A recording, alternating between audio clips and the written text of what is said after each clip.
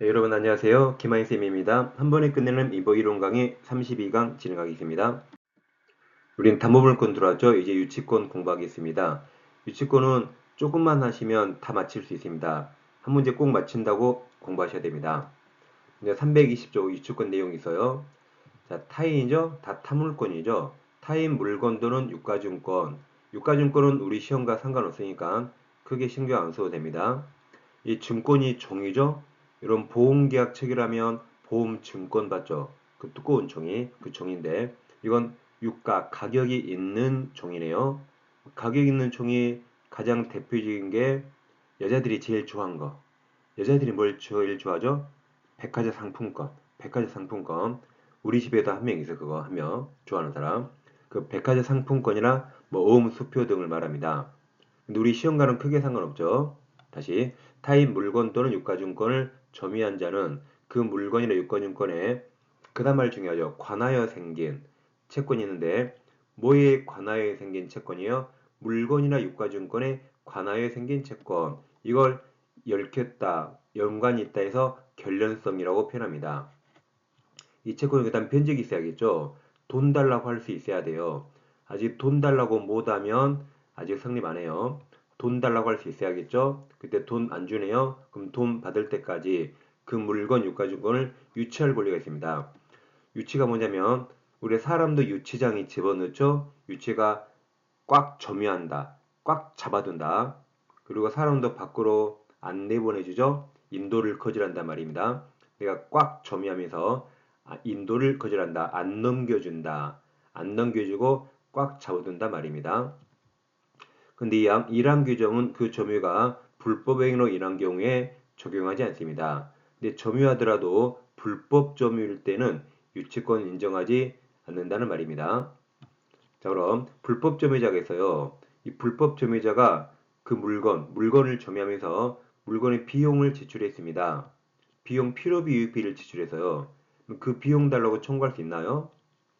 불법 점유하다가 그 점유하는 물건에 필요비나 유익비를 지출해서요. 그럼 비용 달라고 청구할 수 있나요? 우리가 외웠잖아요. 뭘 외웠죠? 도둑놈도 비용 청구할 수 있다 외웠습니다. 도둑놈도 비용 청구할 수 있다. 외우셨죠? 단 유치권 행사 못한단 말입니다.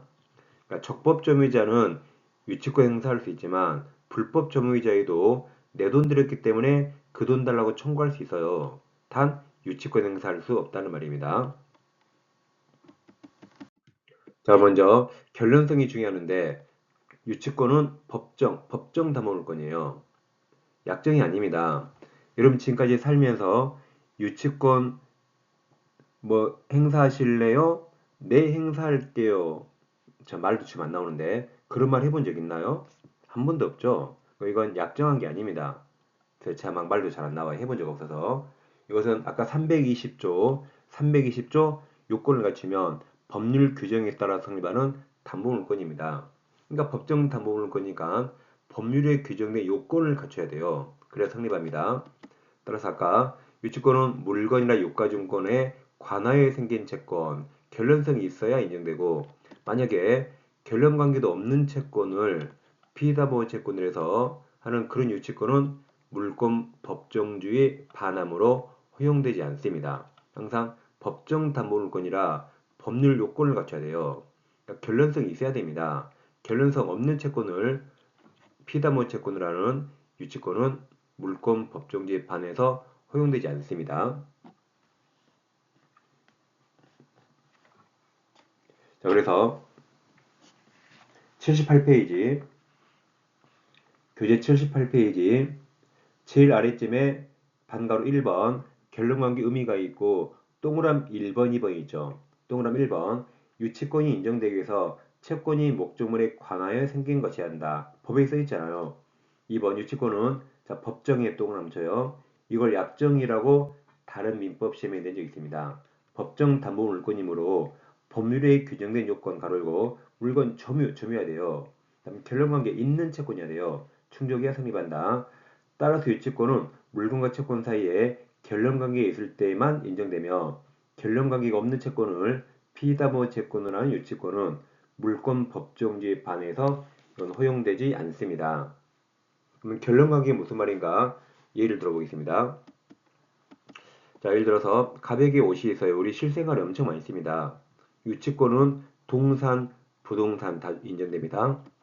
우리 세탁소에 세탁을 맡겼어요. 그럼 옷이 세탁소에 넘어왔죠? 뭐 옷에서 세탁비가 생깁니다. 자, 그럼 갑이 와서 그래요. 내 옷 내놔 그래요. 너 왜 내 옷 가지고 있어? 내 옷인데. 우리 뭐랍니까? 돈 내놔. 돈 안 주면 옷 못 줘라고 옷을 꽉 잡아두죠. 그걸 유치한다. 유치하면서 갑에게 인도를 거절하는 거죠. 이게 유치권입니다. 그럼 방금 여기서 갑과 을이 합의했나요? 혹시 제가 돈 못 드리면 유치권 행사하실래요? 네, 행사할게요. 라고 둘이 약정한 적 없죠. 유치권은 약정 담보물권이 아니고 320조에서 이 물건에 관하여 생긴 채권이 있으면 변제 받을 때까지 유치하라고 써 있거든요. 320조 법률 규정에 따라 성립하는 겁니다. 근데 이럴 수 있나요? 갑이 그래요. 제가 지금 현금이 없어서 카드로 계산해 드릴까요? 아니면 내일 현금 드릴 테니까 옷 먼저 주실래요? 세탁소 사장님이 이웃이니까 단골 손님이니까 네, 그럼 돈 내일 주시고 옷 미리 드릴게요 라고 할 수 있죠. 가능하죠? 그게 유치권 포기 특약이죠. 가능하죠. 이게 유치권 폐지 특약 위험이다. 그러니까 유치권은 법정 담보물권이지만 임의 규정이에요. 법에서는 유치할 수 있다고 써 있지만 우리는 유치하지 말자라고 반대 약정할 수 있죠. 그러면 법 규정 무시하고 당사자 약정이 더 유효합니다. 이런 걸 임의 규정 그랬죠. 유치권은 물권이지만 특이하게 임의 규정이라 시험에 잘 나옵니다. 다음 갑에게 자동차가 있는데 우리 카센터가 있어요. 수리 받겠습니다. 그럼 카센터 차가 왔죠? 수리비가 있어요. 갑이 야, 그 차 내 차인데 등록증 봐봐. 내 이름 써 있잖아. 내 차 내놔 그래요. 우리 뭐라 그래요? 돈 내놔. 돈 안 주면 차 못 주라고 꽉 유치권 행사할 수 있습니다. 그러니까 이건 둘이 약정한 거 아니죠? 법에 써 있거든요. 근데 여기도 배제 특약 가능하죠? 예를 들어 둘이 같은 교회 다녀요. 갑이 그래요. 자, 월급 받으면 돈 드릴게. 차 미리 주세요. 제가 하느님 이름을 약속합니다. 우리 그럴 수 있죠. 네, 그러세요. 믿습니다. 라고 할 수 있죠. 이렇게 유치권 배제 특약 가능합니다. 잘 보세요. 자, 여기서 이 세탁소에서 이 옷은 갑소유입니까? 을소유입니까? 갑소유죠. 을은 자기 것도 아닌데 옷 못 주라고 옷을 꽉 잡아두네요. 왜 그러죠? 이 세탁비는 물건에 관하여 생긴 채권이니까 법에서 유치하라 했습니다. 여기도 자동차는 누구 소유죠? 갑소유죠. 근데 왜 갑소유 자동차를 우리 인도를 거절하죠? 법에서 물건에 관하여 생긴 채권이 있으면 돈 받을 때까지 유치할 권리가 있다고 써 있거든요. 이게 다 법정 담보물권이고 결론성이 있어야 됩니다. 자, 이럴 수 있나요?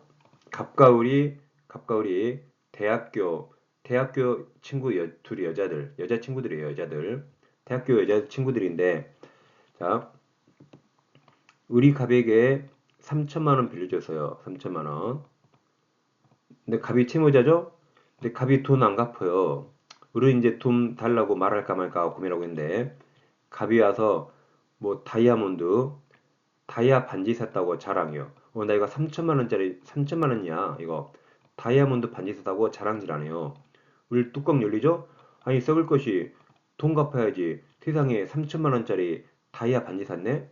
그럼 자랑을 하지 말아야지. 그래서 우리 정말 샀어? 어디 봐봐. 뭐 집에 옷이 났지. 그래서 우리 갑집에 가봤어요. 놀러 갔어요. 근데 정말로 3천만 원짜리 다이아 반지 있네요. 뚜껑 열려요. 갑이 화장실 간 사이에 우리 그 반지 가져버렸습니다. 그래서 갑이 야, 너 내 반지 가져갔지? 응, 가져왔어. 나 유치권 행사에 가능할까요? 깜빵 갑니다. 깜빵 가요. 이 반지는 3천만 원 채권과 아무런 연관, 결련이 없어요. 그러죠? 근데 이 반지를 가져오면 이거 절도죄입니다. 간 몰래 가져왔죠? 절도죄예요. 이런 깜빵 갑니다. 근데 왜 여기서는 왜 우리 자동차를 꽉 잡아두고 소유자에게 안 주는 거죠? 결론성이 있으니까 물건에 관하여 생긴 채권이 있으면 320조 법조문에서 유치하라 그랬거든요. 그러니까 유치할 수 있고 이게 법에 의해서 인정한 법정 담보물권입니다. 그렇지만 배제 특약 가능한 임의규정이에요. 자, 계속 봐요. 가격에 시계가 있는데 을 수리점에 시계 수리받겠습니다. 시계가 이제 시계에서 수리비 채권이 나와요. 그럼 이것도 물건의 관하에 생긴 채권이죠. 갑이 내 시계 내라 그러면 을은 못 줘라고 유치할 수 있습니다. 근데 사실은 이 시계는 병소의 시계입니다. 병소의 막 롤렉스 막 3천만 원짜리 시계예요. 근데 대학교 친구가 결혼식 가니까 좀 있어 보이려고 친구들 많이 올 거 아니에요. 갑이 롤렉스 시계를 3천만 원짜리 빌렸어요. 빌려갔거든요. 근데 시계가 고장났네. 아, 롤렉스도 고장납니까? 그 명품 시계가? 롤렉스는 안 차면 시계 멈춰버립니다. 안 차면 멈춰버려요. 그래서 시계 수리 맡겼죠? 자, 그럼 아무리 병소이더라도 누가 시계 수리 맡겼죠? 갑이 맡겼죠. 갑이 수리비 채무자고 우리 채권자입니다. 갑이 맡기 때문에 그럼 수리비 채권 관계에서는 병은 미안하지만 제3자입니다. 병이 수리 맡긴 거 아니죠? 갑이 맡겨서 갑이 채무자고 병은 미안하지만 이 수리비 채권 채무에서 제3자가 됩니다. 병이 쫓아왔죠? 사실 그 시계 내 거예요. 내 시계 내라 그래요. 을은 못 줘라고 유치권 행사할 수 있습니다. 왜 그럴까요? 유치권은 물권입니다. 좀 이따 보겠지만 경락인을 포함해서 전 세계 70억 인구 누구에게나 행사할 수 있습니다. 물권이라 채무자뿐만 아니라 제3자 소유물에도 행사할 수 있어요. 갑과 을이 건설 도급기 하겠습니다. 갑이 준 설계도대로 을이 공사를 완성하고 대가를 받는 게 도급계약입니다. 공사 맡긴 사람을 도급인, 공사 맡은 사람을 받을 수 수급인이라고 말합니다. 그럼 수급인이 공사를 완공했지만 보통은 이 건물은 도급인 갑소유로 보통은 평가됩니다. 왜냐하면 재료를 다 갑이 대줬죠. 토지 누가 샀죠? 갑. 철근 콘크리트 누가 사줘요? 갑이 사줬겠죠. 그래서 보통은 이 건물은 도급인 소유로 평가됩니다. 근데 이 인건비 등 공사대금 채권 못 받은 게 있어요. 이것도 물건의 관하에 생긴 채권이라 갑이 안 주면 우리 건물을 꽉 점유하면서 유치권 행사할 수 있습니다. 우리가 길거리 가다 보면 건물을 다 지었는데 유치권 행사 본 적 있죠? 그게 이 공사 맡긴 사람이 돈 준다고 안 주니까 이 공사 맡은 사람이 유치권 행사하는 겁니다. 그럼 우리 유치권 행사하고 있어요. 그죠? 가능하죠? 그 다음 가격 X 부동산 상가가 있는데 이 상가 건물을 을에게 임대차에 있어요. 임차인이 상가를 점유하다가 목조물의 필요비나 유익비를 지출했습니다. 기간 끝나면 갑은 돈 줘야 되죠? 안 주네요. 그럼 못 나가라고 유치권 행사할 수 있습니다. 이 비용도 유치권 행사 가능한 대표적인 채권입니다. 목적물에 돈 들였잖아요. 유치권 행사할 수 있습니다. 자, 그럼 이제 시험이니까 시험은 유치권 행사 못하는 게 시험에 더 많이 나옵니다. 왜 행사 못하죠? 물건과 채권 간에 결련관계 없거든요. 그래서 유치권 피담보 채권 될 수 없다는 말입니다. 이 세 가지가 다 같은 말이고 다 이렇게 시험에 나옵니다. 그럼 행사 못한 대표적인 걸 외울 거예요. 지금부터 외우는 게 유치권에서 시험에 가장 많이 나왔습니다. 먼저 임대차에서 보증금은 유치권 행사 못합니다. 임대차 중에 상가 임대차에서 권리금 반환 채권도 못해요. 다음 복은 이제 제가 여러분들 복 많이 받으시라고 새해 맞이해서 복 드리는 겁니다. 다음 지상욱 매수 청구권, 부속 매수 청구권 나중에 공부합니다. 매매대금도 유치권 행사 못해요. 나중에 하시겠지만 매수 청구하면 어차피 매수 청구 매매대금 생기거든요. 다 같은 의미고 매매대금 같은 말이 외상대금입니다. 매매대금 대표적인 예가 건축자재대금이에요. 건축자재 돈 주고 사온 거죠. 건축자재 외상으로 사올 수 있죠. 건축자재 돈 주고 사오죠. 다 같은 말입니다. 그럼 명의신탁도 유치권 행사 못한다고 나중에 공부합니다. 이걸 꼭 외우셔야 돼요. 그래서 빨간색 잘 보시면 우리나라 보건복지부 있죠? 보건복지부가 국민을 배신했다, 매신했다 외우세요. 보건복지부 매신 나오면 유치권 행사 못합니다. 다시 보건복지부 매시 내올 수 있죠. 그러니까 복은 그냥 제가 말을 만들기 위해서 보건복지부 쓴 겁니다. 아무 뜻 없어요. 근데 꼭 여러분들 중에 꼭 나중에 질문한다? 쌤, 복이 무슨 말이죠? 제가 그때 잠깐 졸았나 봐요. 꼭 그래요. 안 졸았어요. 복은 아무 뜻 없습니다. 그냥 보건복지부 말을 만들기 위해서 쓴 말입니다. 그리고 여러분들 복 받으시라고 이중 의미가 있습니다. 꼭 외우셔야 돼요. 자, 그럼 79페이지 제일 상단의 두 줄 공사대금 채권 필요비 이익비 수리비 수선비는 유치권 인정되는데 동그라미 2번 결론관계 부정이 있죠. 기업의 보증금 보, 권리금권, 지상물 매수정권, 부동물 부, 니은의 매매대금, 가로 열고 건축 자재대금 외상대금, 디귿의 명의신탁 신까지 보건복지부 매신 동그라미 크게 쳐놓으시고 꼭 외우세요. 그 다음 밑에 동그라미 리을이 이런 말입니다. 자, 갑과 을이 건물 도급 계약했어요. 그래서 을이 공사하다가 공사를 계속 진행하겠죠? 근데 공사대금 채권이 계속 밀리는 겁니다. 한 달, 두 달 막 밀려요. 그러니까 을이 공사를 중단했습니다. 돈 못 받을 수 있잖아요. 그래서 을이 공사를 중단했는데 지금 건물 짓다 말았잖아요. 현재 짓다만 건물이 토지와 독립성이 없고 현재 토지 정착물에 불과할 정도입니다. 그러니까 살짝 짓다 만 거죠. 자, 그럼 을은 공사대금 채권을 받기 위해서 짓다만 정착물에 유치권 행사할 수 있는가 문제가 됐어요. 근데 여러분 유치권은 물권이죠. 그럼 물권의 객체는 독립한 물건이에요. 독립한 물건. 근데 이건 아직 독립성 없고 토지 정착물에 불과합니다. 즉 토지에 아직 부합물에 불과해요. 그러니까 독립성 없기 때문에 유치권 행사할 수 없다고 판시했습니다. 아직 토지의 부합물입니다. 그럼 토지 부합물이니까 그럼 토지에 유치권 행사할 수 있을 것인가? 근데 목적물이 다르죠. 이게 토지 부합물이지만 우리 토지에 돈 지출했나요? 막 토지에 금 묻은 거 아니죠? 을은이 정착물에 돈 들였고 을은 토지에 돈을 지출한 게 아닙니다. 목적물의 안제에 따라서 토지도 유치권 행사 못합니다. 결국 아무 데도 못하네요. 건물을 좀 더 지었어야 가능했습니다. 그래서 건물 신축 공사 도급받은 수급이니 그다음 말이 중요하죠.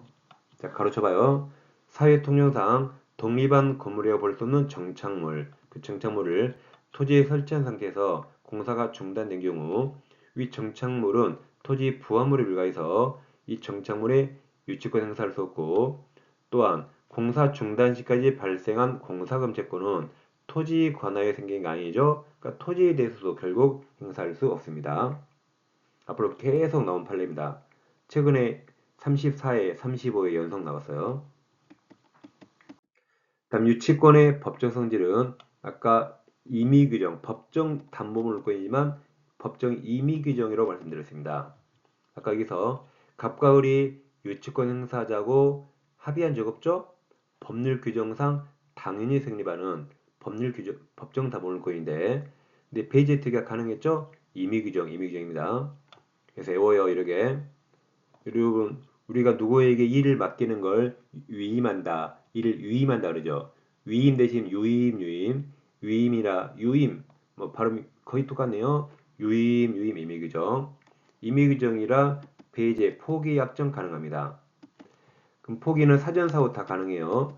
유치권이 성립하기 전에 미리 포기할 수 있고 성립 후에도 포기할 수 있죠.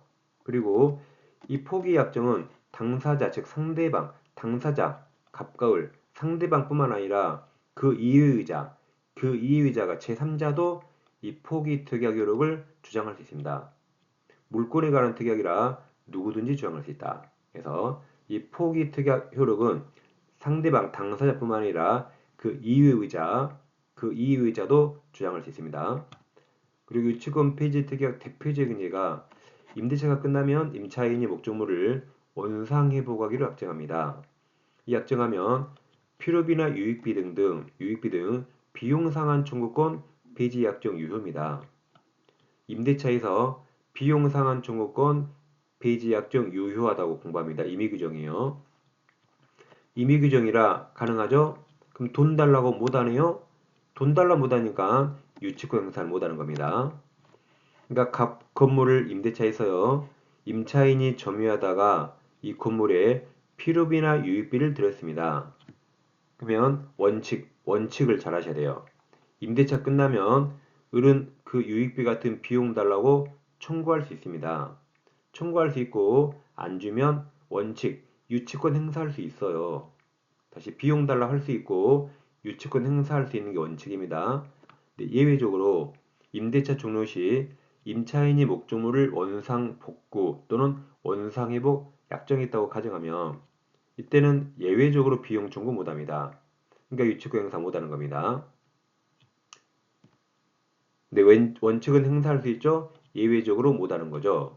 근데 우리 실생활에는 예외가 훨씬 많죠? 우리 실생활에는 이 예외가 훨씬 많습니다. 그렇지만 이게 예외입니다. 예외. 실생활이 많다고 원칙이 아니에요. 우리 실생활에는 이 예외가 더 많을 뿐입니다. 그걸 잘 비교해야 됩니다. 다음 유치권에 인정되지 않는 성질이 있어요. 일단 유치권은 경매에서 우선 변제권이 없습니다. 우선 변제권은 법에 써 있으면 있고 안 써 있으면 없다 그랬어요. 유치권은 우선 변제 받을 권리 있다고 법에 안 써 있습니다. 우선 변제권은 경매에서만 나온다 했죠? 경매에서 변제, 돈 받는 걸 배당 받는다 그래요. 유치권은 우선 변제권 같은 말이 우선에서 배당 받을 권리 없습니다. 이게 없으면 자동으로 물상대기가 없어요. 그리고 유치권은 말장난 같지만 유치권 자체에 대한 물권적 청구권이 없습니다. 유치가 점유란 말이라 했죠? 점유. 유치권은 점유권에 대한 물청으로 보호되지만 유치권 자체에 대한 물청 규정이 없습니다. 그냥 점유권에 대한 물청으로 보호됩니다. 그래서 유치권에 인정되지 않는 성질 세 가지 외워요. 우물에 유물없다. 우물에 유물없다. 우물파도 흙만 나오죠. 고대 유물 안 나와요. 또 우물에 유물없다 외우시고 나머지는 다 있다 하시면 돼요. 거의 98%, 100% 아니고 거의 98%다 있다면 됩니다. 그러니까 우물이 유물없죠. 나머지는 다 있다면 돼요. 유치권에 부정성 있나요? 이 부정성이 여기 없죠? 그럼 인정된다 하시면 되고 유치권에 수반성 있나요? 여기 없으면 인정된다. 그럼 불가분성 있나요? 여기 없죠? 여기 없죠? 그럼 인정된다. 다음 뭔지 몰라도 간이변제 충당권 인정된다. 과실수취권 비용을 상한 청구 인정된다. 과실수취권 인정된다. 이것 빼고 그냥 다 있다면 돼요. 그럼 시험에 가장 많이 나온 게 유치권은 경매 신청권 있나요? 있습니다. 여기 없죠? 여기 없으면 경매 신청권 있다. 경매 신청할 수 있죠. 단 우선 배당은 받을 수 없습니다. 이렇게 시험에 잘 나옵니다. 그다음 양가로 3번에서 유치권은 타물권이죠. 제한 물권은 다 타인 물건에 선입합니다. 그걸 점유해야 돼요. 지금 교재 잘 따라오시죠? 이 목차까지 여러분 교재하고 똑같습니다. 먼저 유치권은 자기 건 안 돼요. 제한 물권은 다 타인 것만 가능합니다. 타인 건 가능한데 유치권은 물권이라 아까 제3자 소유물도 할 수 있다. 아까 시계 롤렉스. 그래서 제3자 소유물도 할 수 있다 그랬죠? 자기 것만 안 됩니다. 다음 유치권은 점유해야 성립하고 점유는 유치권의 존속 요건이에요. 점유하는 게 유치권의 본체입니다. 간접 점유로 유치권 행사할 수 있나요? 할 수 있습니다. 점유하면 간접 점유 무조건 포함된다 했죠. 근데 비교해줄게. 제3자에게 맡겨야 가능하고 채무자에게 맡기면 이건 채무자에게 그냥 물건 돌려준 거라 이때는 안 됩니다. 두 개를 잘 비교해야 됩니다. 저기 예를 들어 가백의 자동차가 있어요. 울카센터에 수리맡겨서 자동차에서 수리비가 나오면 200이네요. 갑이 돈 안 주면 우리 자동차 유치할 수 있죠? 유치하고 있는데 카센터가 좁아요. 차들 왕래가 많죠? 이 차 갑소유차죠. 갑자동차 카센터에 세워놨다가 괜히 기스나면 망가지면 가백이 책임져야 돼요. 그래서 카센터 사장이 인근의 병 주차장에게 이 차를 안전하게 딱 보관을 맡겠습니다. 그러면 병이 포가 맡았죠? 그럼 병이 직접점유하고 누가 맡겼죠? 을이 맡겼죠. 을이 간접점유하는 겁니다. 이렇게 간접점유 형태로 유치권 행사할 수 있습니다. 근데 비교할 게 있어요. 자, 갑의 자동차가 있죠? 울카센터에 수리 맡겨서 수리비가 200인데 갑이 200은 현재 없네요. 근데 차는 필요하겠죠. 차 없으면 불편하잖아요. 갑이 을에게 말했습니다. 죄송한데 제가 200 없지만 그럼 제가 하루에 10만 원씩 드릴게요. 하루에 10만 원씩 받고 제 차 좀 저한테 빌려주세요. 오케이 했습니다. 하루에 10만 원씩 받고 갑의 차를 갑에게 빌려줬어요. 빌려줬죠? 그럼 이것은 이제 이 채무자가 목적물을 직접 점유하고 채권자가 간접 점유하는 이런 유치권은 없습니다. 유치권이라 이런 거죠. 야, 채무자 갑 돈 내놔. 돈 안 주면 네 차 못 줘라고 차를 꽉 잡아둬서 빨리 채무자가 돈을 갚으라고 채무자에게 심리적인 압박을 가는 겁니다. 근데 이렇게 채무자에게 자동차 자기 거 돌려줘 버렸죠. 그럼 갑이 자동차 타고 다니죠. 그럼 갑은 돈 갚아야 된다는 심리적인 압박이 없습니다. 이건 그냥 돌려준 거예요. 그냥 돌려준 겁니다. 이런 유치권이 인정되지 않습니다. 그러니까 간접 점유로 유치권이 성립하려면 채무자에게 안 가는 식으로 해야 인정되고 채무자가 직접 점유하면 그냥 이건 물건 돌려준 거예요. 성립하지 않습니다. 그래서 유치권적 점유는 간접 점유 가능하다, 모방하다. 그런 채무자를 직접 점유자라면 물건 돌려줬네 라고 읽어야 돼요. 이 간접 점유는 성립하지 않습니다. 유치권은 아까 적법 점유해야 되죠. 그럼 유치권은 물건을 점유하고 점유는 적법으로 추정되거든요. 그러니까 점유자가 스스로 유치권자 스스로 적법 점유라고 증명하지 않습니다. 물건을 찾아오려는 상대방, 찾아오려는 측에서 유치권을 부정하고 싶죠? 유치권을 부정하는 측에서 불법 점유이기 때문에 유치권 성립 못했다라고 증명합니다. 자, 다시 갑자동차가 있어요. 울카센터에 수리맡겨서 수리비가 있는데 돈 안 줘서 유치권 행사합니다. 그럼 유치가 점유란 말이죠? 자, 그럼 이 유치권자가 내 점유는 직접이라고 증명해야 할까요? 아니면 지금 채무자 상대방은 유치권을 부정해서 자동차를 찾아오고 싶어요. 그럼 상대방 측에서 너는 불법이기 때문에 유치권이 인정 안 된다고 증명해야 할까요? 을인 자동차를 점유하고 점유는 적법 추정되기 때문에 을이 증명한 거 아닙니다. 유치권을 부정해서 자동차를 반환 청구하는 갑 측에서 그 반대 사실을 증명해야 됩니다. 상대방 반환 청구권자가 증명해야 돼요. 다음 이제 변제기 도래해야 되죠. 변제기가 도래해야 성립하죠. 성립합니다. 우리가 앞에서 많이 공부했죠. 유익비에 관해서 법원이 기간을 유예하면 6개월간만이 유예했다. 그럼 변제기가 아직 도래하지 않게 되네요. 그때는 예외적으로 유치권 행사하지 못하게 됩니다. 유치권 효력으로 오겠습니다. 유치권자 권리가 있는데 유치권자는 목적물을 인도 거절할 수 있죠?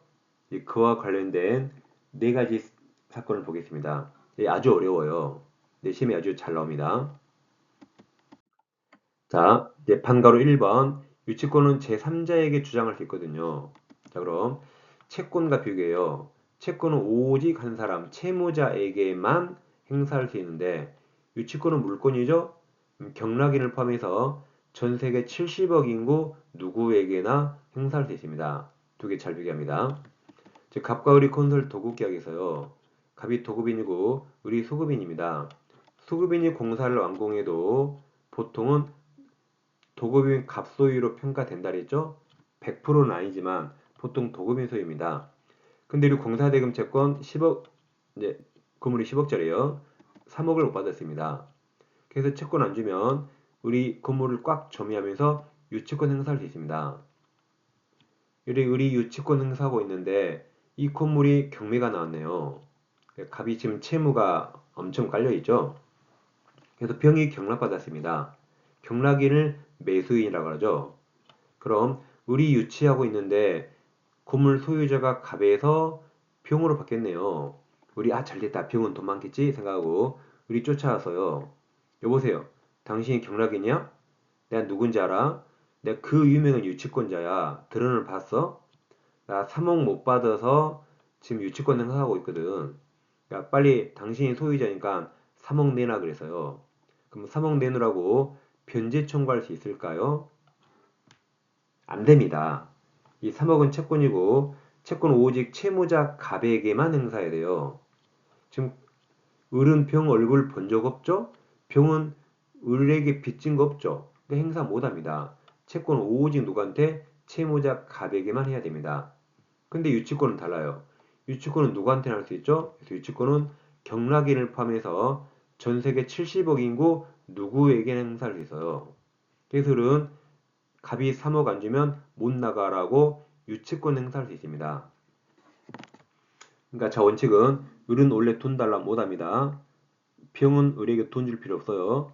근데 을은 못 나가라고 주장할 수 있거든요. 그러니까 실생활은 보통 이렇게 하지. 실제 생활에서는 원래 병이 을에게 3억 줄 필요가 없지만 을은 안 나갈 수 있거든요. 그러니까 병이 경매 입찰할 때 10억에서 3억을 빼건 7억이죠. 그래서 병이 일부러 7억 이하로 경매를 받습니다. 일부러 5억 5천에 받았다 해보세요. 그러면 원래는 3억 줄 필요 없지만 그냥 병이 내 돈으로 을 3억 줘버립니다. 그걸 나가겠죠? 그럼 병이 당장 들어가 부동산을 사용할 수 있죠. 보통 실생활은 그러기 많이 합니다. 그럼 병은 토탈 얼마 사용했죠? 8억 5천이죠. 경락대금 5억 5천, 병 내 돈으로 을 3억 줬으니까 총 8억 5천 들여서 10억짜리 상골이 되는 겁니다. 보통 이렇게 많이 합니다. 근데 원래는 을은 돈 달라 못하고 병은 원래는 돈 줄 필요 없어요. 병은 이럴 수 있습니다. 병은 이 건물을 사용할 생각 없어요. 병은 이쪽이 2, 3년 후에 이 동네가 개발된다는 소식을 알고 있어요. 그래서 병은 이 건물을 사용할 생각 없고 이쪽에 개발될 걸 대비해서 그냥 미리 사뒀던 겁니다. 그럼 병은 이 건물을 사용할 생각 없죠. 그럼 병이 을한테 한마디 해요. 야, 을, 너 돈 10원도 못 줘. 너 거기서 살던 귀신이 되든 너 알아서 해야 하면 돼요. 그리고 그냥 와버리면 됩니다. 그럼 우리는 나중에 알아서 무릎 꿇어요. 제가 이제 3억을 받아서 밑에 공사 인부들 지금 2개월, 3개월 월세 밀리고 막 카드 밀리고 난리가 아니에요. 그 인부들이 밤마다 을 쫓아옵니다. 한 손에는 소주병, 한 손에는 삽 들고 쫓아와요. 막 돈 내놔 이러게. 우리 무서워 죽겠죠? 그럼 알아서 우리 무릎 꿇어요. 그럼 제가 인부들 월급이라도 줘야 되니까 한 1억만 주면 제가 나갈게요 할 수 있어요. 그럼 그때 1억? 5천 먹고 떨어져 5천 주고 쫓아버릴 수 있어요. 이렇게 원래 을은 3억 달러 못하고 병은 원래 줄 필요 없는 겁니다. 근데 보통 실생활에서는 병도 이 부동산 사용해야 되니까 병이 10억에서 3억을 뺀 7억 이하로 경매를 받아서 그냥 내 돈으로 을 3억 주고 을 보내는 겁니다. 보통은 그래요. 근데 원래는 줄 필요 없단 말입니다. 이처럼 건물에 유치권이 있으면 경락인에게도 못 나가라고 대항할 수 있습니다. 그러니까 실생활은 가짜 유치권이 엄청 많아요. 가짜가 많습니다. 심지어 이런 경우도 있어요, 여러분. 진짜 세상 웃깁니다. 경락인은 이 유치권이 가짜인지 알면서도 돈 주는 경락인이 있습니다. 얼마나 웃겨요. 아니, 세상에 가짜인지 알고도 경락인이 돈 주는 경우도 있습니다. 왜냐하면 여러분들이 건물을 경매받았다 해보세요. 경락대금 한 달 이내 내야 돼요. 경락대금 한 달 이내 법원에 내야 됩니다. 근데 보통 어떻게 경락대금 냅니까? 은행 대출 받잖아요. 근데 유치권 신고가 들어와 있으면 은행은 대출 10원도 안 해줍니다. 그러면은 경락대금 못 내면 오히려 입찰 보증금 10% 날려버립니다. 그러느니 이가 가짜인지 알더라도 울며 계좌 몇 개로 한 2, 3천만 원 돈 주고 달래서 보내는 거예요. 그래서 유치권 포기해야만 은행이 대출해 주거든요. 이렇게 세상 웃깁니다. 이처럼 유치권이 있으면 경락인에게 못 나가라고 대항할 수 있기 때문에 실생활은 가짜가 아주 많아요. 법원은 가짜를 막아줘야겠죠? 그래야 경매 절차가 원활하죠. 다음과 같이 판시합니다. 경매 개시결정 등기 전에 유치권을 취득한 사람은 얘는 가짜가 거의 없거든요. 그 유치권자는 못 나가라고 대항할 수 있지만 보통 가짜는 경매 등기 후에 나옵니다. 잘 들어보세요. 자, 경매 등기 후에 진짜 돈 받을 게 있다면 진짜 유치권 성립합니다. 다시 경매 등기 후라도 진짜 돈 받을 게 있다면 유치권 성립해요. 성립했죠? 네, 성립했더라도 우리 판례는 경락인에게는 행사할 수 없다고 판시합니다. 이렇게 진짜 채권이라도 경매 등기 후에 성립한 유치권은 경락인에게는 대항할 수 없다고 판시해요. 진짜도 대항할 수 없죠? 그러니까 가짜가 나올 수가 없겠죠. 이해됩니까? 다시 경매 등기 후라도 진짜 돈 받을 채권이 있다면 유치권을 성립하거든요. 네, 성립했죠? 그렇지만 경락인 한 명한테는 행사할 수 없다고 대법원이 판시합니다. 왜냐하면 보통 경매 등기 후에 가짜가 많이 나오거든요. 그러니까 가짜를 미연에 방지하기 위해서 진짜 유치권도 대항할 수 없고 나가 그랬어요. 그러니까 가짜가 나올 수 없죠. 이렇게 가짜를 미연에 방지하기 위해서 내린 판결입니다. 그럼 경매 개시 결정하면 압류 효력이 생깁니다. 그럼 이제 꼭 기억하세요. 자, 유치권으로 매수인에게 대항할 수 있는가 없는가 판단 기준이 뭡니까? 경매 등기 전후입니다. 경매 등기 전후 또는 경매로 인한 압류 효력 발생 전후가 기준입니다. 이게 기준이에요. 경매 등기. 경매로 인한 압류가 기준입니다. 여기 없는 거 저당권이 아니에요. 여기 없는 가압류가 아닙니다. 여기 없는 체납 처분 압류가 아니에요. 경매 등기나 체납 처분 압류가 아니라 경매로 인한 압류가 기준입니다. 절대 혼동하면 안 됩니다. 똑같은 게 주택임대차 보호법에서요. 아파트가 경매 나오면 가짜 소유임차에 나와요. 가짜 소유임차니 최우선 변제 받으려고 나옵니다. 이건 가짜를 막기 위해서 아예 주택임대차 보호법에 써 있어요. 경매 개시결정 등기 전에 대양로 취득한 사람은 이는 가짜일 확률이 거의 없으니까 이 소유임차에는 최우선 변제 받을 수 있지만 경매 등기 후에 대양력을 취득한 사람은 이 진짜 대양력에도 진짜여도 너는 최우선 변제 못 받는다고 딱 주임법에 명시되어 있습니다. 왜냐하면 이 가짜 소유임차에는 대부분 경매 등기 후에 나오거든요.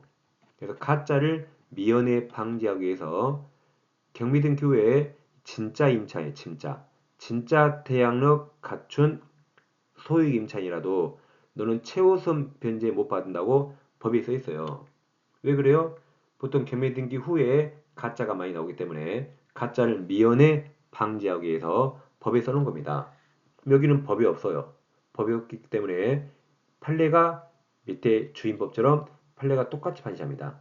다 뭘 막기 위한 거다? 다 가짜를 막기 위한 거다라고 같이 이해하세요. 같이. 그럼 여러분 책에 이제 1번 유치권자는 경매일자 매수인 경락인에게 못 나가라고 인도 거절할 수 있죠? 인도 거절을 세 글자로 뭐라 하죠? 써두세요. 이게 유치권이죠? 이게 유치권입니다. 유치권 행사할 수 있다. 다만 매수인 경락인은 채무자는 아니므로 변제 청구할 수 없다. 자, 2번 지문이 길어요. 그럼 질 끝에 매수인 경락인에게 대항할 수 있는가? 그럼 판단 기준이 경매 등기 전후입니다. 자, 채무자 소유 건물 등 부동산의 강제 경매 개시 결정 기입 등기 한마디로 경매 등기가 경로되어 압류 효력이 발생한 후 유치권 취득하면 그 전매자는 유치권으로 매수인에게는 대항할 수 없습니다. 3번도 끝에 경매일자 매수인에게 대항할 수 있는 겁니다. 마찬가지로 수급인이 경매 등기 마쳐지기 전에 채무자에게서 건물 점유 이전 받았다더라도 경매 개시결정 등기가 마쳐져 압류 효력이 발생한 후 공사를 완공하여 이제 채권을 취득했네요. 그래서 이때 비로소 유치권이 성립했어요. 유치권은 경매 등기 후에 유치권 성립했죠? 그럼 소급인은 매수인이 대항할 수 없습니다. 4번 반면 경매 개시결정 등기되기 전 같은 말이 경매로 인한 압류로 발생 전에 이미 그 부동산 유치권 취득했죠. 그럼 중간에 볼 필요 없이 매수인에게 대항할 수 있습니다. 중간에 보면 틀려 이제. 자, 유치권 취득한 사람은 보라색의 글씨에 절대 혼동하면 안 돼요. 그가 유치권 취득에 앞서서 유치권보다 선순위 저당권 등기가 있고 유치권보다 선순위 가압류 등기나 체납 처분 압류 등기가 유치권보다 먼저 되어 있다 하더라도 이 보라색이 기준이 아니에요. 뭐가 기준이죠? 파란색 경매 등기 전 이게 기준입니다. 매수인에게 대항할 수 있습니다. 다시 말씀드려요. 매수인에게 유치권으로 대항하는가는 이 저당권이 기준 아니에요. 가압류가 아닙니다. 체납 처분 압류가 아니에요. 아까 주임법하고 똑같이 뭐가 기준? 경매 등기 전후 또는 경매로 인한 압류, 경매 압류 효력 발생 전이 기준입니다. 그래서 자 이렇게 하면 이제 동그라미 2번에서 자 2번 자 경매 등기 후에 유치권 취득했죠? 그럼 제일 끝에 대항할 수 없다로 끝나고 여기도 결국은 경매 등기 맞춰져 압류 효력이 발생한 후죠. 후 유치권이 성립하면 대항할 수 없다로 끝나고 여긴 경매 등기 전이죠. 또는 경매로 인한 압류 효력 발생 전에 유치권 취득하면 중간에 볼 필요 없이 대항할 수 있다로 이렇게 끝납니다. 자, 아까 이제 유치권은 우물에 유물 없다 빼고 다 있다. 322조에서 유치권자는 경매할 수 있어요. 단 우선 면제권 없습니다. 다음 323조 유치권자는 유치물 과실을 수취할 수 있어요. 과실 수취권이 있다. 그래서 다른 채권자보다 먼저 채권 변제 충당할 수 있습니다. 그래서 과실 수취권이 있다. 즉 예를 들어서 강아지를 유치해요. 강아지가 A의 다리를 물었어요. 강아지는 물건이거든요. 강아지 죽여도 살인죄이죠. 그래서 걔가 A의 다리를 물어서 걔를 깍 유치하고 있어요. 근데 그 개가 새끼를 낳네. 그게 과실이에요. 새끼가 과실입니다. 과실은 천연과실, 법정과실, 사용이 있다 그랬죠. 개새끼가 천연과실이에요. 그럼 그 개새끼를 수치할 수 있어요. 그 개가 새끼를 낳죠. 그 새끼를 수치할 수 있다. 그래서 채권 변제에 충당할 수 있습니다. 그러니까 우물에 유물 없다 빼고 다 있다. 그 유치물에서 나온 과실을 수치할 수 있습니다. 자, 이제 유치권자 의무로 가겠습니다. 먼저 324조가 있어요. 자, 유치권자는 선량한 관리자의 주의로 유치물을 점유해야 됩니다. 이걸 줄여서 선관 의무, 선량한 관리자의 주의의무, 이걸 선관 의무라고 합니다. 여기서 선량한 관리자의 주의란 내 물건보다 더 소중하게 그 말이에요.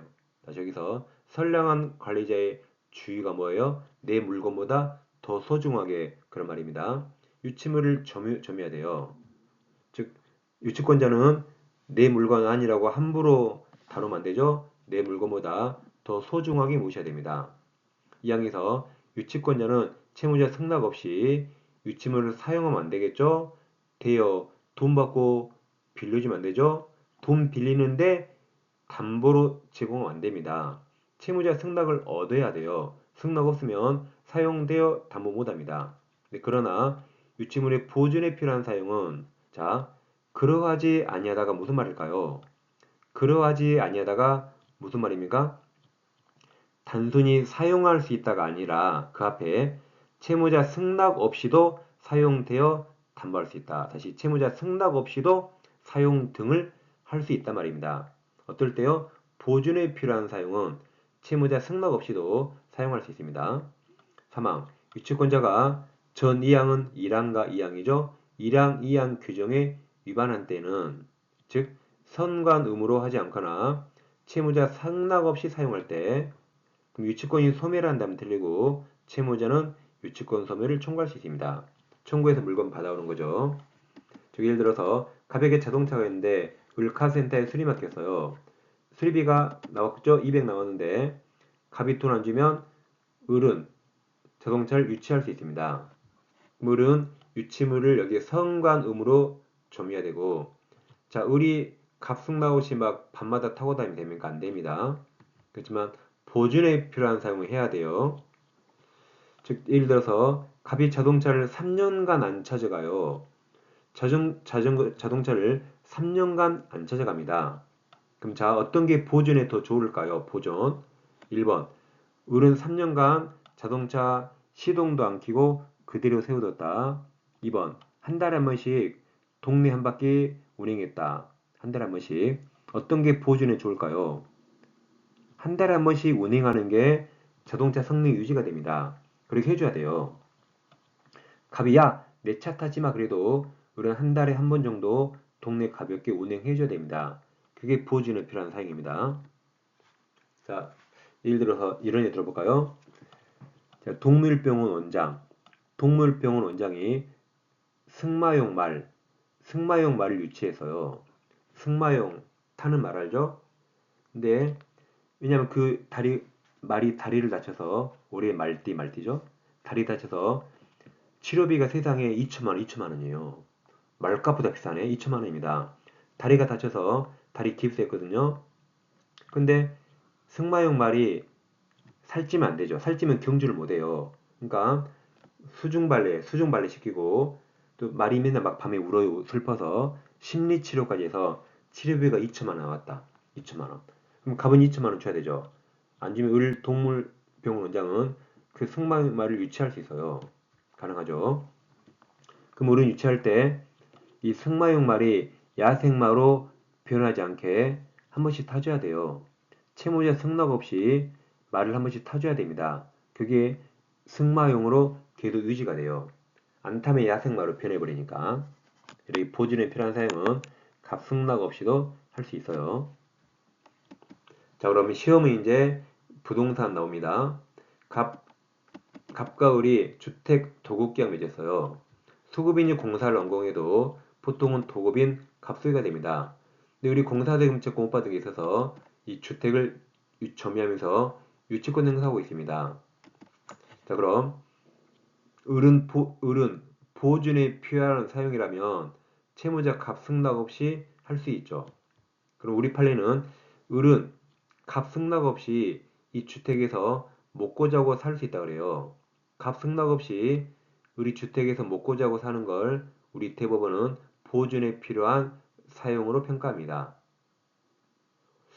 우리 먹고 자고 사는 게 보존에 더 좋을까요? 자, 이 단독주택을 지금 우리 점유하는 거죠. 그럼 여러분 생각해 보세요. 어떤 게 더 보존에 더 좋을까 생각해 보세요. 1번, 을은 열쇠만 채워두고 사용하지 않는다. 그러니까 갑이 못 들어오게 유치권 행사하면서 을은 열쇠를 딱 채워두고 사용하지 않는다. 2번, 을이 먹고 자고 산다. 어떤 게 더 보존에 필요할까요? 1번 같죠? 아니, 을이 사용 안 해야 주택이 깨끗하게 손때 없이 보존될 것 같죠? 우리 판례는 2번입니다. 을이 먹고 자고 사는 걸 또 보존에 필요하다고 생각합니다. 이렇게 예를 들어볼까요? 만약에 우리 여기 주택에 살지 않아요. 그냥 갑 못 들어오게 열쇠만 채워두고 아무도 안 삽니다. 근데 동네 애들이 야구하다가 유리창이 깨져버렸어요. 유리창 깨졌는데 우리 살면 바로 유리창 교체하겠죠. 우리 안 사니까 유리창 깨져 지금 방치돼 있어요. 그럼 비가 오면 막 비 들이치고 막 눈보라 들이치고 뒷동네 멧돼지도 와서 막 살고 아니 막 박쥐들 와서 살아요. 박쥐들 막. 이 주택 겨울에 따뜻하게. 그럼 집 난리 나겠죠? 근데 우리 먹고 자고 살았으면 바로 유리창 교체하면 멧돼지 안 들어오죠. 박쥐 안 들어오죠. 근데 우리 먹고 자고 사는 게 보존에 더 필요하다고 봅니다. 그러죠? 자, 그럼 을은 갑승낙 없이 단독주택에서 먹고 자고 살 수 있죠. 먹고 자고 사는 건 적법 점유입니다. 적법이지만 세상에 공짜는 없어요. 그래서 을은 갑에게 사용료를 줘야 됩니다. 부당이득 반환해야 돼요. 그러니까 부당이득 반환이란 잘못해서 하는 게 아닙니다. 세상에 공짜가 없듯이 그 대가를 주는 게 부당이득 반환입니다. 이거 해야 돼요. 손해배상은 아니에요. 손해배상은 불법일 때 하는 거거든요. 을 조미는 적법입니다. 적법. 그러니까 손해배상 아니에요. 적법이더라도 내 거 아니기 때문에 사용료는 줘야겠죠? 이게 부당이득 반환입니다. 다음 이게 이제 이번 36개 우리 시험에 최초로 나온 판례입니다. 채권이 한 개인데 사디산 토지 여러 필지를 한 개의 채권 때문에 유치권 취득해서요. 여러 필지가 있죠? 근데 이 유치권자가 일부 토지만 선량한 관리자의 주유물 위반했습니다. 여기 사망에서 유치권자가 1항 선관 의무를 위반하면 채무자는 유치권 소멸청구할 수 있다고 그랬거든요. 그래서 유치권 소멸청구할 수 있는데 자 여러 필지 전부에 관해서 여러 필지 전부가 있죠? 이 전부 전체 토지를 소멸 청구한 게 아닙니다.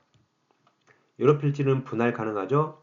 그러면 선과 노무에 있더라도 위반한 정도의 비례에서 소멸 청구할 수 있어요. 그래서 선과 노무를 위반한 일부 토지, 그 토지만 소멸 청구할 수 있습니다. 그런 거지 전체 토지를 소멸 청구한 게 아닙니다.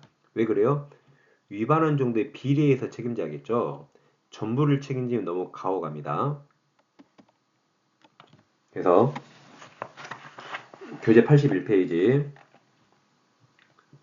중간쯤에 324조 있고 동그라미 1번이 아까 그 주택 보존에 필요한 사용은 할 수 있지만 부당이득 반환 의무 부담하고 불법행위 책임이 아니라고 말씀드렸습니다.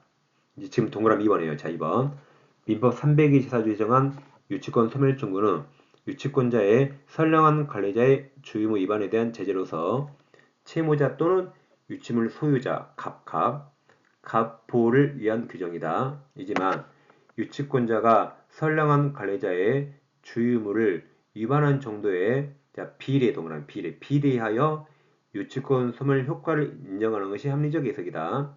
따라서 한 개의 채권을 피담보 채권을 하여 여러 필지적 여러 개의 토지, 여러 필지 토지에 대해서 유치권을 취득한 유치권자가 그중 일부 필지 토지에 대해서 선량한 관리자의 주임을 위반했다면 특별한 사정이 없는 한 위반 행위가 있었던 필지 토지, 그 필지 토지에 대해서만 유치권 소멸 청구가 가능하다가 대법원 판례입니다. 그래서 이번 36회 처음 나왔고 아래 동그라미 3번도 이번 36회 처음 나왔습니다. 네, 우리가 앞부분 물권적 청구권에서 204조 공부했습니다. 204조는 점유권에 대한 물권적 청구권 중에서 점유물 반환 청구권이죠. 다시 봐요. 자, 1항 점유자가 점유 침탈당할 때 물건 반환 및 손해배상 청구할 수 있다. 3항 1항의 청구권은 침탈당한 날로부터 1년 내 행사됩니다. 자, 근데 이 점유자는 적법 점유자도 행사할 수 있고 불법 점유자도 행사할 수 있죠. 여러분 도둑놈도 물건을 점유하면 점유권이 있습니다. 그럼 도둑놈도 점유를 침탈당하면 204조 행사할 수 있어요. 그래서 이것은 점유권은 204조에서 침탈과 1년이라는 제한을 뒀어요. 왜 이 제한을 뒀냐면 이 불법 점유자 도둑놈도 행사할 수 있기 때문에 이 점유권에 대한 반환 청구는 침탈당했을 때만 행사할 수 있고 1년 내 행사라고 제한을 둔 겁니다. 그 문제는 여기 점유권의 침탈당했을 때 손해배상 청구권도 1년 내야 되는데 1년이란 제한을 왜 뒀어요? 도둑놈도 행사할 수 있으니까 도둑놈도는 1년 내에 행사라는 말입니다. 그래서 본권과 달라요. 본권은 점유할 정당한 권리가 있는 거죠. 그러니까 도둑놈은 본권이 없는 거죠. 그래서 본권 침해를 발생한 이 손해배상 청구권은 1년이 적용되지 않다가 대법원 판례입니다. 그럼 유치권도 본권이라 본권이 유치권 소멸에 따른 이 손해배상 청구권도 1년이 적용되지 않기 때문에 1년 지나도 할 수 있다는 거죠.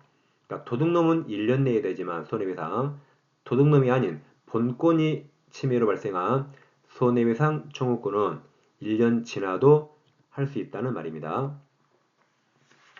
교재 81페이지 제일 아래 동그라미 3번이 있어요. 동그라미 3번. 민법 224조에 따르면 점유자 점유에 침탈당한 때 그 물건 반환 및 손해배상 청구할 수 있고, 위 청구권은 점유 침탈 당한 날로부터 1년 내에 행사된다. 그런데 민법 204조 3항은 본권의 동그라미 쳐요. 본권 침해로 발생한 손해배상 청구 행사에 적용되지 않으므로 점유 침탈당한 자가, 그 다음 페이지 다시 동그라미 쳐요. 본권인 유치권 동그라미 쳐요. 유치권 소멸에 따른 손해배상 청구권 행사할 때 민법 204조 3항이 적용되지 아니하고 점유를 침탈 당한 날로부터 1년 내에 행사할 것을 요하지 않습니다. 즉 1년 지나도 행사할 수 있습니다. 네, 마지막 유치권 소멸을 공부하겠습니다. 먼저 326조가 있어요. 유치권 행사는 채권 소멸시효 진행에 영향을 미치지 아니한다. 그래서 영향을 미치지 아니한다가 소멸시효 진행한답니까? 진행하지 않는답니까? 진행한다죠. 그러니까 유치권 행사에도 진행하고 행사하지 않아도 진행한단 말이죠. 즉 유치권 행사하든 말든 별개로 채권 소멸시효는 진행한다는 말입니다. 마지막 328조. 유치권은 점유 상실로 인하여 소멸합니다. 유치가 점유란 말이죠. 그러니까 점유는 계속돼야 돼요. 만약에 점유가 상실하면 유치권은 바로 소멸하는 겁니다. 예를 들어서 갑이 자전거 수리점인데 자전거를 유치권 행사하고 있어요. 근데 그 자전거 점유를 침탈당했습니다. 의를 뺏어갔어요. 그럼 갑은 점유를 상실했죠. 그럼 328조에서 유치권도 바로 소멸합니다. 그럼 갑은 유치권이 없죠? 따라서 존재하지 않는 유치권으로 물건 반환 청구 못합니다. 존재하지 않잖아요. 그러니까 유치권으로 물권적 청구권 행사할 수 없어요. 대신 점유를 침탈당했으니까 204조 1항 점유권에 의해서 반환 청구할 수 있습니다. 다시 점유를 침탈당했으니까 유치권이 아닌 점유권으로 반환 청구할 수 있어요. 그러니까 갑은 당연히 반환 청구해야겠죠. 법적 근거가 유치권이 아니라 점유권이란 말입니다. 그래서 아까 우리가 제일 처음에 유치권에 인정되지 않는 게 우물에 유물없다 였거든요. 유치권에 의한 물권적 청구권이 없고 점유권으로 물권적 청구권 행사합니다. 그럼 점유권으로 반환 청구할 수 있죠? 근데 문제가 된 게 이겁니다. 갑이 이제 유치권 소멸당했잖아요. 을에게 손해배상도 청구했어요. 을에게 손해배상 청구했는데 을이 그랬습니다. 너 204조 3항 몰라? 1항 청구 이 손해배상 있죠? 1항 청구권은 1년 내에 행사해야 돼. 너 1년 지났기 때문에 손해배상은 못 해줘 그랬죠. 근데 여기서 자 갑은 지금 도둑놈이 아니죠. 본권이 있는 유치권이 침해당해서 유치권 침해를 이유로 손해배상 청구했어요. 근데 우리 법원이 이때 유치권으로 본권이기 때문에 이때 발생한 손해배상 청구권은 1년 지나도 행사할 수 있다 그랬어요. 이겁니다. 도둑놈이라면 1년 행사되지만 본권, 유치권 소멸에 따른 손해배상 청구권을 1년 지났다 해서 이걸 행사 못하게 하면 좀 이게 불합리해 보여요. 그래서 이 본권 침해로 발생한 손해배상 청구권은 1년 지나도 할 수 있다 해서 1년이 적용되지 않는다고 판시한 겁니다. 두 개 혼동하면 안 되겠어요. 네, 문제를 확인해 보겠습니다. 준비기출 130페이지입니다. 5번 문제가 있어요. 자, 유치권 성립을 위한 결론관계가 인정되는 거네요. 인정한 데는 우리가 보건복지부 매시에 내었거든요. 이거 있으면 빼야겠네요. 기억을 잘 보세요. 기억에 눈에 띄는 단어 있나요? 기억에 눈에 띄는 단어 있어요? 자, 권리금 바로 보이죠? 왜냐면 우리가 보건복지부 매시에 외웠다면 권리금 바로 눈에 보입니다. 아웃. 자, 니은도 눈에 띄는 단어 있나요? 니은. 이 보증은 보이죠? 이게 외우면 바로 다 보인다니까요. 중간에 숨겨둬도 다 보입니다. 그럼 기억님 빼니까 답은 티귿밖에 없겠네요. 그래서 답은 3번 나옵니다. 3번은 몰라도 됩니다. 몰라도 돼요. 20년간 처음 나왔어요. 몰라도 되는데 한번 읽어볼게요. 자, 가축이 물건일까요? 사람일까요? 가축은 물건입니다. 여러분, 가축 죽이면 살인죄입니까? 아니에요. 물건입니다. 가축이 타인 농작물을 먹어서 발생한 손해에 관한 배상청구권에 의해서 그 타인이 가축의 유치권 행사입니다. 가축은 물건이라 물건에 관하여 생긴 청구권이라 유치권 행사할 수 있어요. 네, 몰라도 됩니다. 그냥 기억, 니은, 보건 빼니까 답이 3번 나옵니다. 그래서 보건복지홈의 꼭 외우세요. 다음 135페이지 13번입니다. 유치권 틀린 거죠? 1번 또 나왔죠. 보권, 권리금은 유치권의 피담보 채권이 될 수 없습니다. 2번 유치권 행사는 피담보 채권 소멸시효 진행에 영향을 미치지 않습니다. 그 말은 진행한다. 3번 지문이 길어요. 항상 끝부분 확인. 끝부분에 유치물 보존에 필요한 사용인가 물어봤죠. 그럼 3번 공사대금 채권에 의해서 유치권 행사한 자가 스스로 유치물인 주택에 거주하면서 사용하는 것은 맞았네요. 보존에 필요하죠. 단 손해배상이 아니지만 부당이득 반환 의무가 있다 있습니다. 4번도 지문이 길어요. 끝부분 확인에 유치권자는 일반 채권자보다 우선하여 배당받을 수 있는가? 이게 우선 변제권이죠. 우선 변제가 우선 배당이라 그랬죠? 그럼 틀렸잖아요. 유치권은 우선 변제권 없습니다. 항상 객관식은 끝부분을 먼저 확인해요. 그러면 앞부분 안 읽어도 됩니다. 또 앞이 있잖아요. 그럼 틀립니다. 보세요. 유치권에 의한 경매가 목적 부동산 이익 부담을 소멸시키는 이 뭔 말이 본 적 없는데 법정 매각이 뭔 말이야? 몰라도 됩니다. 몰라도 돼요. 앞에 뭐라 써있든 그냥 우선 배당 변제 받을 수 없습니다. 앞에 무슨 말인지 몰라도 됩니다. 질문하지 마세요. 몰라도 돼요. 자, 5번은 제일 끝에 질문이 길죠. 수급인은 그 정착물에 유치권 행사할 수 있는가 물어봤어요. 5번 처음부터 봐요.